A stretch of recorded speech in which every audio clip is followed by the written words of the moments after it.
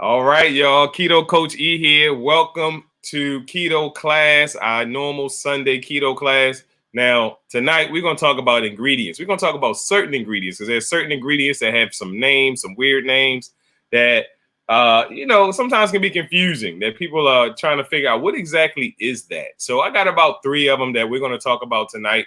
Try to keep it short, try to keep the amount of that I'm going to speak about short just so we don't go for too long. And I think they'll be interesting to you because they're ones that people are curious about or maybe don't have a lot of information about. So let's get it going, and we're going to talk about the ingredients. So stay tuned.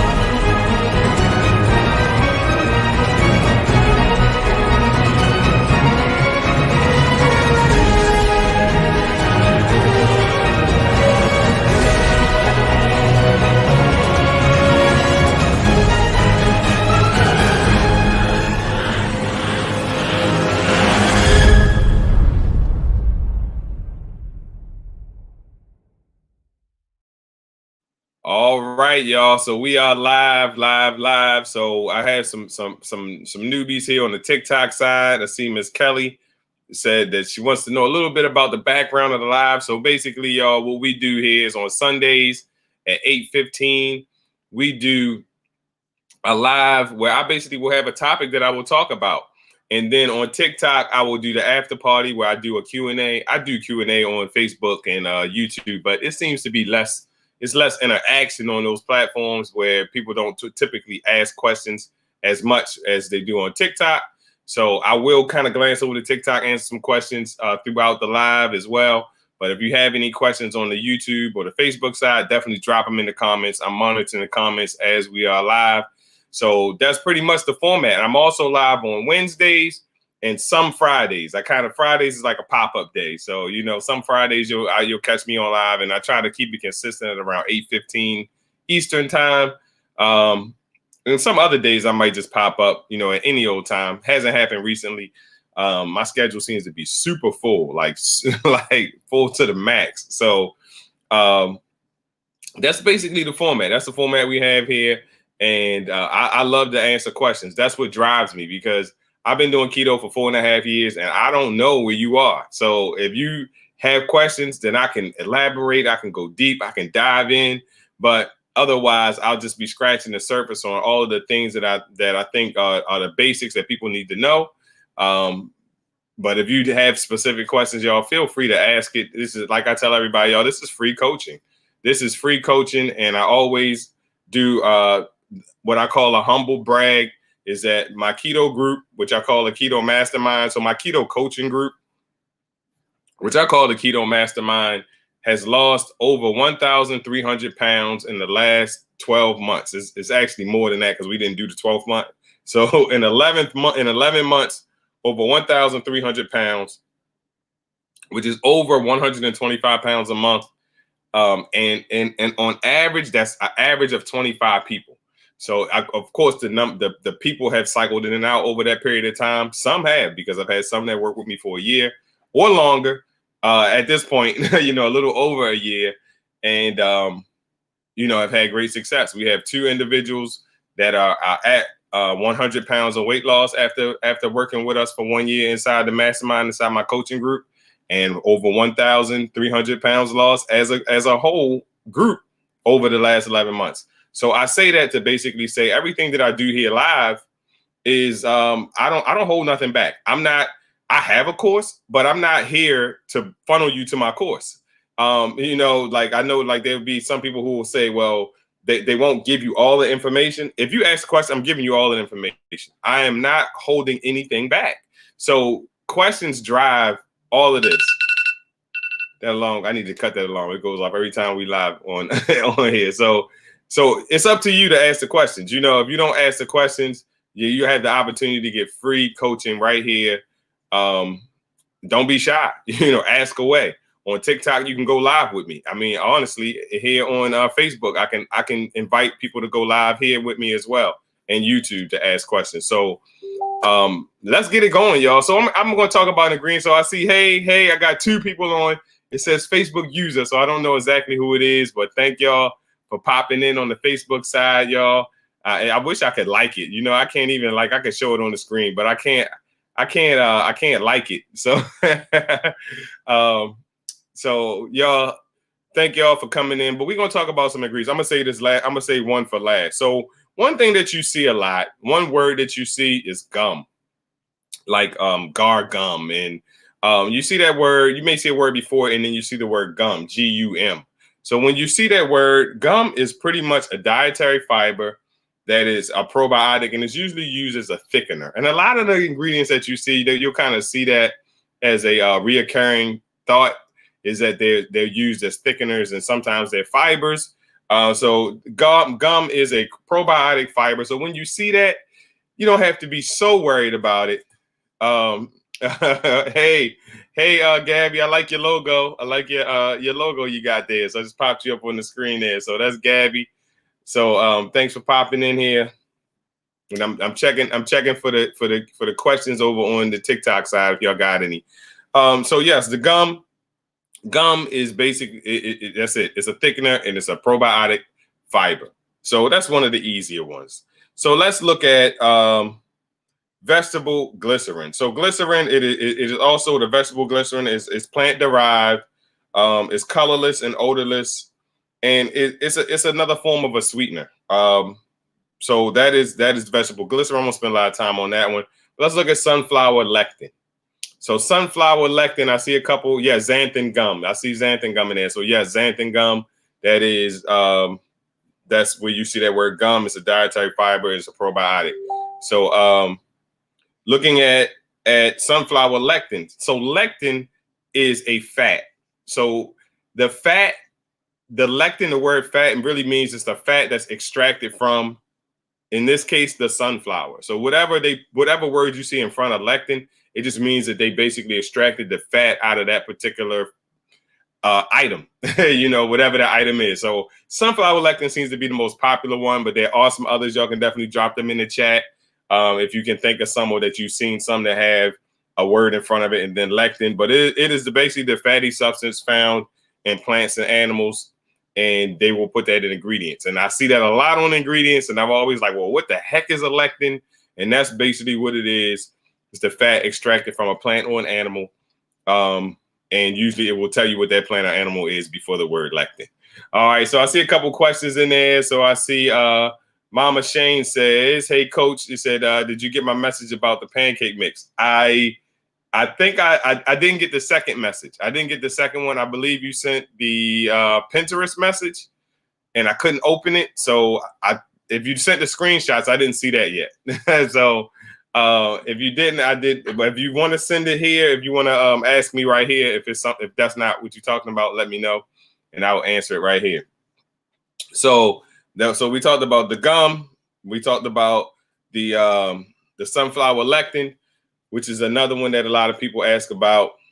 And then let's move on to the last one that I'm gonna discuss tonight, and then we'll basically open it up to Q&A. I really was gonna keep tonight short. Really told you I was locked into my grading system. I'll speak on that a little bit. But the last one is natural flavors. All right. So natural flavors is one that I really wanted to talk about, because I hear this thing about it being beaver butt, right? So like beaver butt like juice. I mean, y'all forgive me for the lack of scientific wording, but I don't know what else to call it. But a lot of people have been saying that, and there's some publications that that say that and point that out. But in actuality, natural flavors is a flavor that comes from a plant on animal. So it's basically the essence of a plant on animal. When I say the essence, it's the oils. They squeeze the oils out of the plant. They squeeze the oils out of the animal in order to come up with what we call this natural flavors. Now, natural flavors are definitely not like one of the most pristine things in the world. But where they get this from is that there's a gland in the beaver in which they used to extract this oil from. They used to extract this oil from the gland of the beaver. And this gland is near the beaver's butt, for lack of a better word. It's near the beaver's butt, although it is not the beaver's butt. And it's actually the gland that the beaver would use in order to mark its territory. So you know how dogs mark their territory, and dogs will mark their territory with urine, but the beaver had a different gland in which they would mark their territory, and therefore, therefore, you know, back in the day, they used to extract that essence of that of the beaver and put it in food to sweeten things and make them taste like berries, to make them taste like strawberries, raspberries. So to have them sweetened up. And it worked. You know, they found, I don't know who went and found that out. I don't know who went inside the beaver and figured out that was going to be good. But in actuality, y'all, that is one of the things that is probably overhyped, because natural flavors or this beaver thing that's going around is highly unlikely that it's in the foods that we eat today. So it's highly unlikely that it's in the foods that we eat today. And there are some people who actually seek this out, you know. So yes, it is still a thing, but companies are not using it as they used to use it. So it went from being used like a lot before the 80s, and then somewhere in the 80s it waned down a whole lot, and into the 90s being rarely used. You're probably more likely to find this inside of perfumes. Now you're more likely to find the inside of a perfume than in a food item. So you said I don't want beaver research job. Beaver research job. Yeah, I know, really. So that is the natural flavors, but natural flavors are basically the essence of anything living, and could be a plant, could be an animal. You said you thought that was vanilla extract. Yes. So Kelly, that is another place that they said that they had that's another place that they use it in vanilla. So vanilla extracts, and strawberries and raspberry flavoring. So those were some of the places that they use it. But it is definitely one of those things that it's highly unlikely that it is in our food items today. Not to say that it couldn't be, but I think that it's more hype than it is harm, because and at the end of the day, it's not from the beaver's anus. It's a gland in the beaver that's near the anus that this is extracted from. So just to put that out there, y'all, those are some of the ingredients, just 3 of them, maybe 4. How many did I talk about today? 1, 2, about 3 of them that I talked about today that I talked about a lot, and that you may see a lot on packaging. But just so you can be educated on exactly what it is, I wanted to make this one quick. I've really been working on my grading system. Hopefully next week I can launch it. I've been really trying to figure out how to deliver it to y'all. So hopefully next week I can launch it to you guys. But when I talk about the grading system, y'all, I will tap in on ingredients. I can't tell what that emoji is. I can't see what that emoji is, Tammy. It's not showing. But so the grading system is gonna be huge to help individuals along the way, because with this grading system, you're gonna be able to see a list of oils, and you can look and see, okay, which one is any of these oils on this packaging, and if it is, I'll tell you what to do. You know, so it's right there on your phone. Any of these sweeteners on there, if they are, I'm gonna tell you what to do. So you know which sweeteners are gonna be good: the stevia, the allulose, the monk fruit, the erythritol, and then I give you the list of ones that you should look out for, that if they're there, you should put it back.